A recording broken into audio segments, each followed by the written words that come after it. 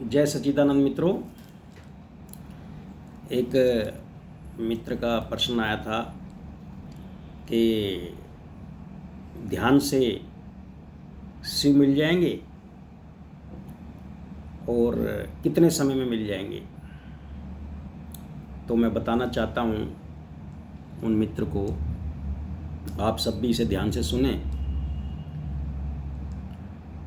शिव सबको मिलेंगे, शिव सबको मिलेंगे, लेकिन कब और कैसे। जो हम ध्यान करते हैं बाबा का, बाबा की याद में रहते हैं, हर पल बाबा बाबा कहते हैं, उन्हीं की याद में रहते हैं। काम कुछ भी करें, धंधा कुछ भी करें, खाएं कुछ भी, पिए कुछ भी, कोई इससे फ़र्क नहीं पड़ता है। व्रत वगैरह के बाद चक्कर में बाबा डालता ही नहीं है। वो कहता है क्या व्रत करोगे बच्चों, तुम्हारा अगर छोटा बच्चा कोई खाना ना खाए तो तुम्हें कैसा लगता है? तुम्हें अच्छा लगेगा खाना छोड़ दे तुम्हारा बच्चा? तो बाबा ये व्रत वगैरह के ये चक्कर में नहीं पड़ते।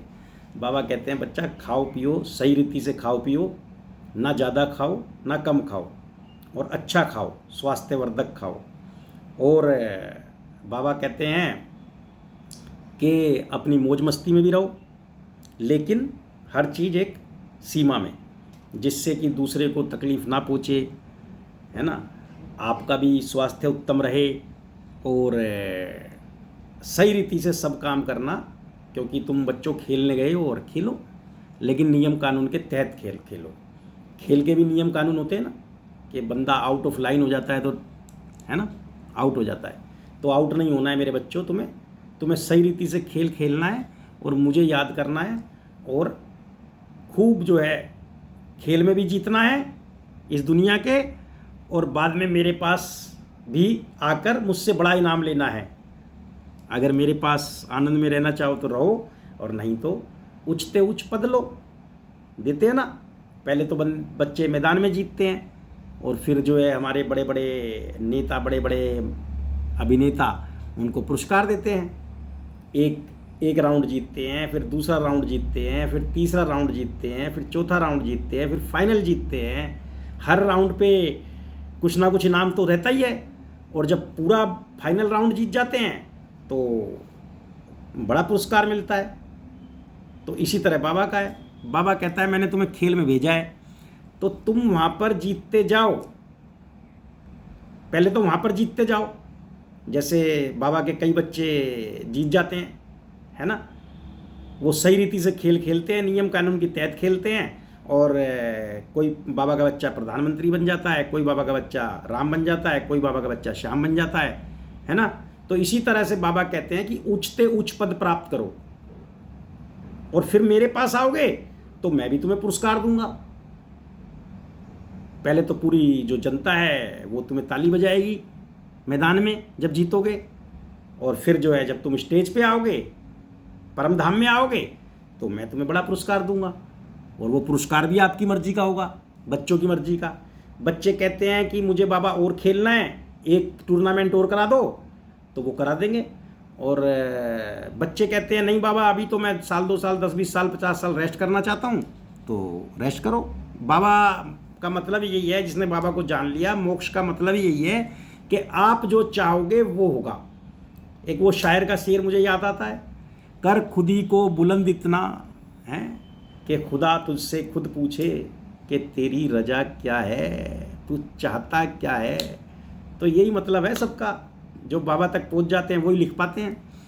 तो ध्यान से हम जो है क्या होगा, हमारी कट उतरेगी। कट मतलब जैसे वो मांझेंगे हम अपनी आत्मा को, ध्यान द्वारा हम आत्मा को मांझते हैं, और हम उसमें साफ साफ हमारे ज्ञान को जानते हैं। जब हमारी आत्मा पे चढ़ी हुई धूल जो दुनिया ने चढ़ा रखी है, आवरण चढ़ा दिए हमारे को, झूठे आवरण उड़ा दिए, है ना, हमें सोने के भ्रम में मट्टी बेल दी, है ना, पीतल दे गया कोई आपको, तो ज्ञानवान व्यक्ति तो परख के लेता है, और जो पागल होता है वो पीतल को सोना समझ के खरीद लेता है, कंकड़ पत्थर को हीरे मोती मान लेता है।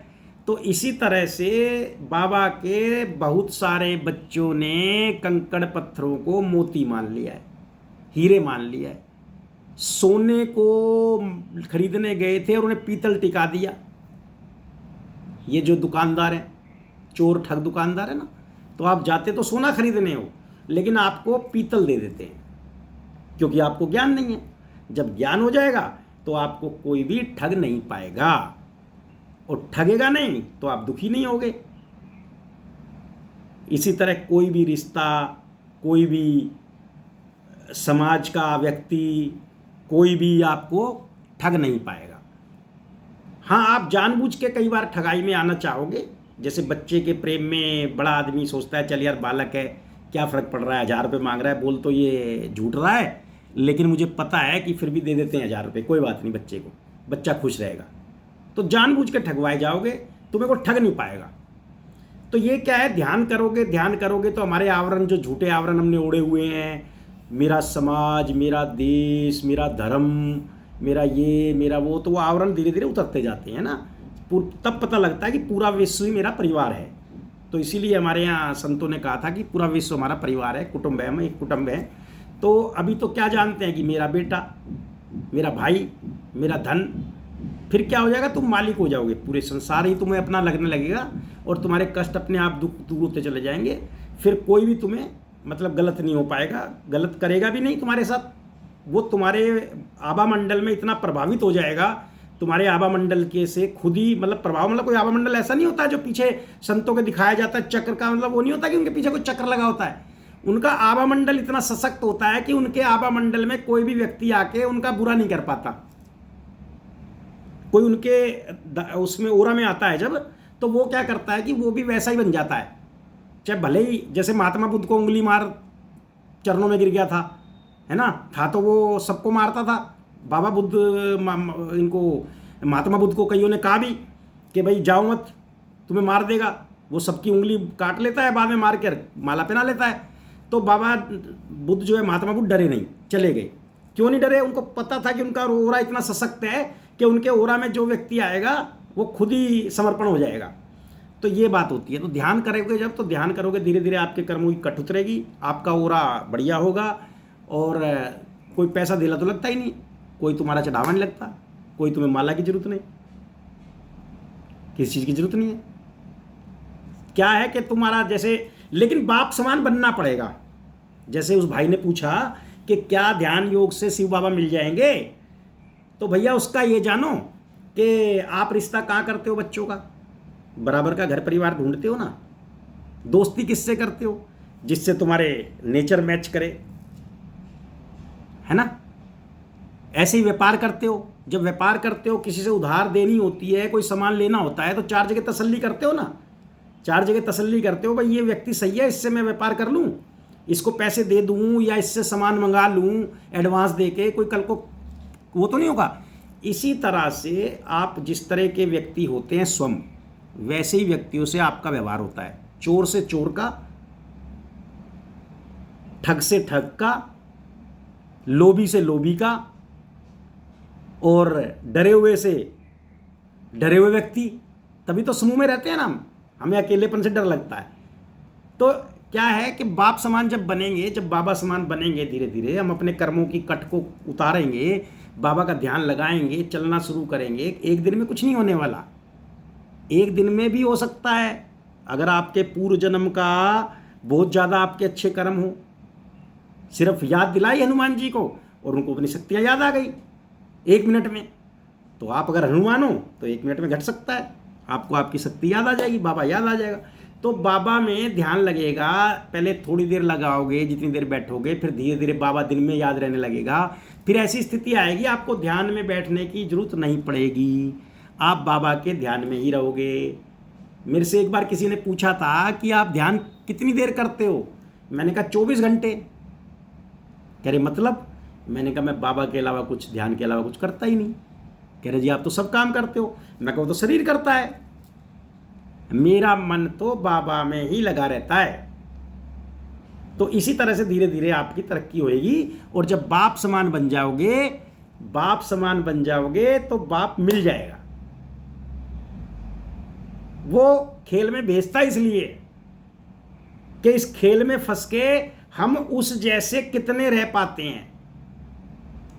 जैसे अपने बाप चेक करता है ना, 10-20-50 हज़ार रुपये बच्चे को दे के एक बार व्यापार कराता है कि ले 50 हज़ार रुपये ले जा तो कुछ कर, वो चेक करता है कि देखूं ये क्या करता है इस पैसे से।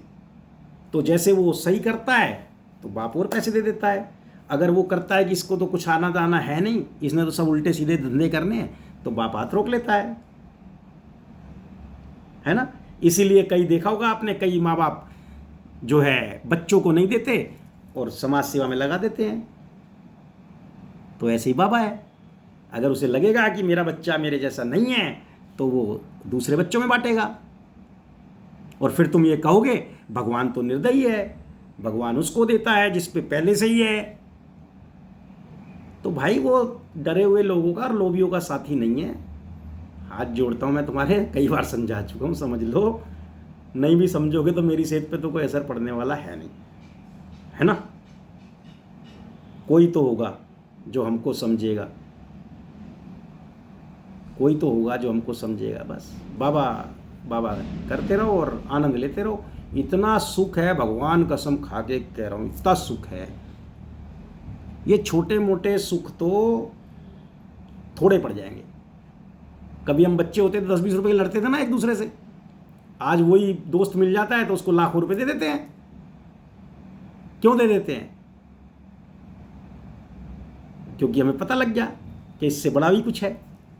तो इसी तरह बाबा को जान लोगे तो आपको ये पता लग जाएगा कि हमारा पिता इतना धनवान है।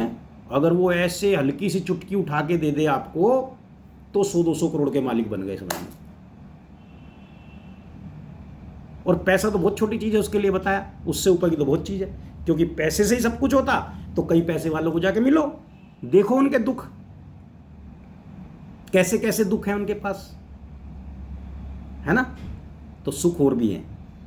धन तो पहली इकाई है, धन पहली इकाई है, क्योंकि धन की जरूरत है पेट में रोटी के लिए। और ये बाबा का थोड़ा भी ध्यान करोगे तो बाबा दे देगा। और बाकी जिन बच्चों का ध्यान ना लगता हो बाबा का, तो भैया एक 10 रुपये की माला है, मेरे को मैसेज कर देना, वो मंगवा लेना। 10 रुपये की माला है और एक जो है जल है शुद्ध, उस जल की 2-2 बूंदें 21 दिन पी लेना और माला से कर लेना, शुरुआत माला से कर लेना अगर नहीं लगता हो तो अभी। और वो जल जो है बाबा का, वो बाबा का मतलब जल फ्री है, कोई पैसा नहीं है, इतना सही है, बस 10-20 ग्राम, 1-2 बूंद पीनी है रोज की, 1-2 बूंद पी लेना और माला जप लेना। 10 रुपये माला के जरूर लगेंगे भैया, 10 रुपये माला के देने पड़ेंगे, ये बाबा का आदेश है तो माला 100-150 रुपये की वैसे तो बाजार में है, लेकिन 10 रुपये की तो बाबा ने कहा है 10 तो देने पड़ेंगे। तो भैया वो मंगा लेना जिसको इच्छा हो, और नहीं भी मंगाओगे तो बाबा का ध्यान वैसे भी कर लेना, कोई दिक्कत नहीं है ना। जैसे आपको ठीक लगे, बाबा उसी में राजी है जिसमें तुम राजी हो। जय सच्चिदानंद, जय सच्चिदानंद।